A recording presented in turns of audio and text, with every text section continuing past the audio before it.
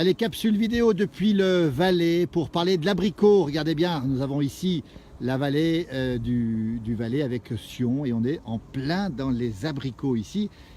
Avec nous Gérard, bonjour Gérard, il est juste là Gérard. Bonjour. Gérard, des souvenirs tout gamin dans les abricots Gérard, vous qui êtes abricotier-culteur.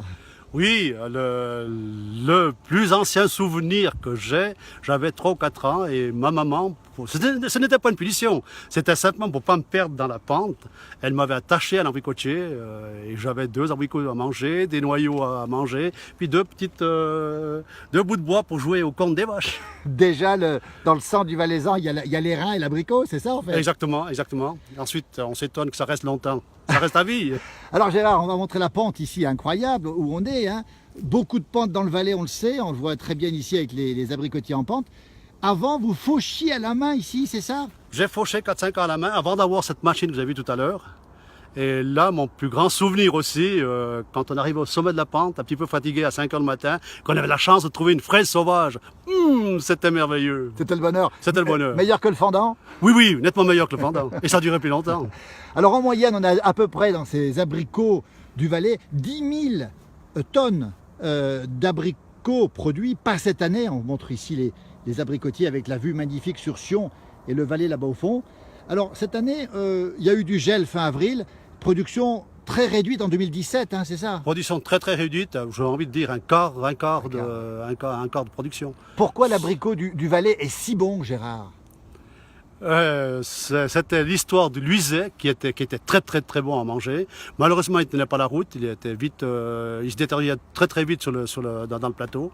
Ensuite, on a commencé à améliorer cet état de fait en important des variétés depuis la France.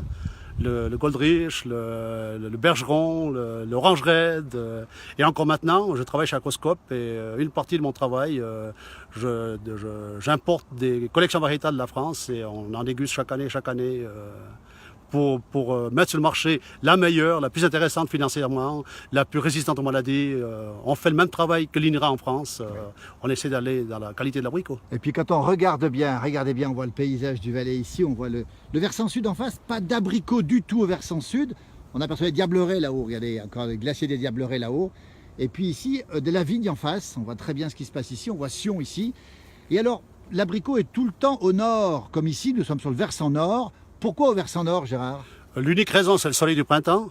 Sur le côté, la rive droite, le soleil est beaucoup trop précoce au printemps, donc des risques de départ en végétation très tôt, déjà sur février. Ensuite, le retour de froid, comme on a eu cette année sur mars-avril, et tout gèle. Cette année, on a eu la malchance d'avoir une période entre le 15 mars et le 10 avril très chaude. C'était ça qui était anormal. Le retour du froid après n'était pas anormal, mais il était anormal par rapport au stade végétatif de l'abricot. Un mot sur l'abricotine? J'ai envie de dire, c'est bientôt une vieille histoire. On n'a plus le droit d'en boire, c'est trop dangereux, mais elle est toujours bonne. Merci Gérard, merci beaucoup.